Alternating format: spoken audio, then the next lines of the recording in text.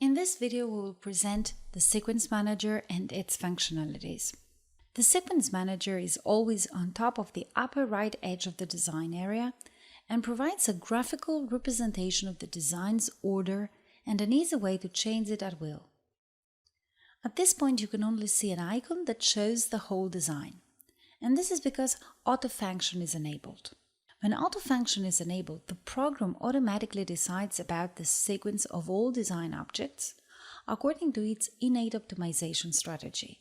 So you practically leave all control over the sequence to the software, which uses its intelligent mechanisms to find the optimum sewing sequence. The objects that have different types, such as cut or paint, appear grouped only with their own type of objects and may be reordered as a group. For example, the yacht has two copies. One is paint and the other is cut work. You may reorder the paint object, the cut work object, and the group of embroidery objects.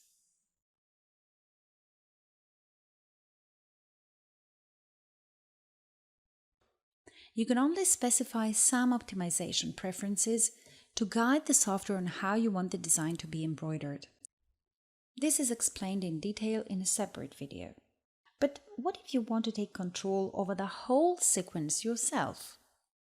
You can simply disable the automatic optimization by pressing the Auto button on the standard toolbar, and in place of the Auto button you now have one called Manual.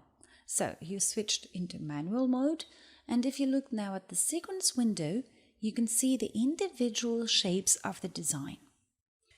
Now you can click on any icon and drag it to any position you like to create your own sequence.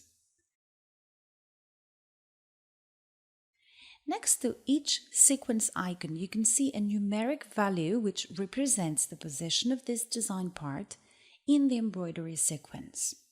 The objects positioned higher in the Sequence Manager are those that will be embroidered first.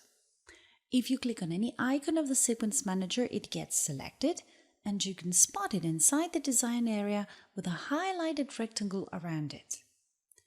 You can select multiple items using the Ctrl or Command key and/or the Shift keys. To do so, hold the Shift key pressed down, click on the first icon of the series and then on the last one. All the sequence icons between the ones you clicked are now selected. If you hold the Control key pressed down and click on multiple sequence icons, they get selected too. Using the Control key, you can also remove icons from a selection. If you hold the Control key and click on already selected sequence icons, these icons are deselected. You can also use the Ctrl and Shift keys in combination. That is, if you select a series of sequence icons using the Shift key and then hold the Control key pressed down, you can add other non-sequential icons to the selection or remove selected icons from the selection.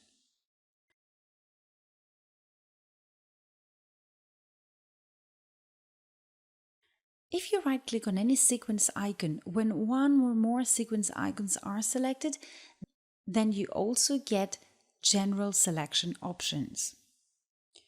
Using Select All, you can select all sequence icons. Using Select None, you can deselect everything. And using Inverse Selection, you can select all other icons except the ones already selected. For designs with too many design parts, it may not be easy to drag the sequence icons to the position you want them to be. In such case, an easy way to move one or more selected sequence icons is to scroll up or down to the direction where you want them to be. Right-click on the sequence icon where you want them positioned, and from the appearing menu, choose Move Before and Move After to position the icons right before or after, accordingly, to where you right-clicked. Additionally, if you select non-sequential icons and right-click on any of the selected icons, you have the option that is called join together, to bring these sequence icons one next to the other. The icons will then be moved next to the icon you right-clicked upon. On the right-click menu, there is also the option to reverse the order of two or more sequence icons. To do so, simply select two or more sequence icons, right-click on top of the selection and use the reverse option.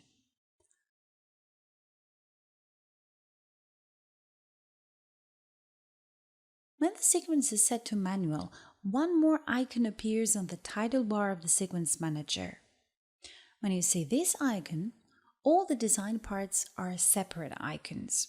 If you click on this icon, then the design parts are grouped by color and the icon changes into this palette icon. This means that all the sequential objects and shapes with the same color are now grouped into one icon.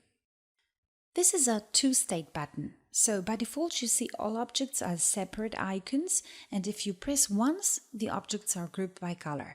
If you click once again, you switch back to separate icons.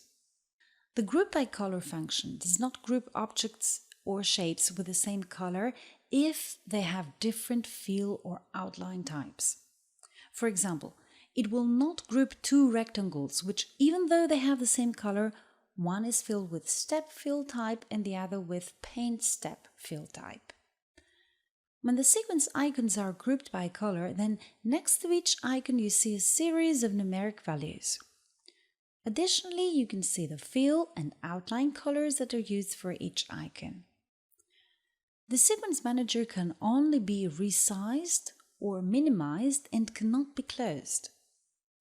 Notice that if you bring your mouse on the left edge of a sequence window, a double arrow appears and you can click and drag to make sequence icons smaller or larger.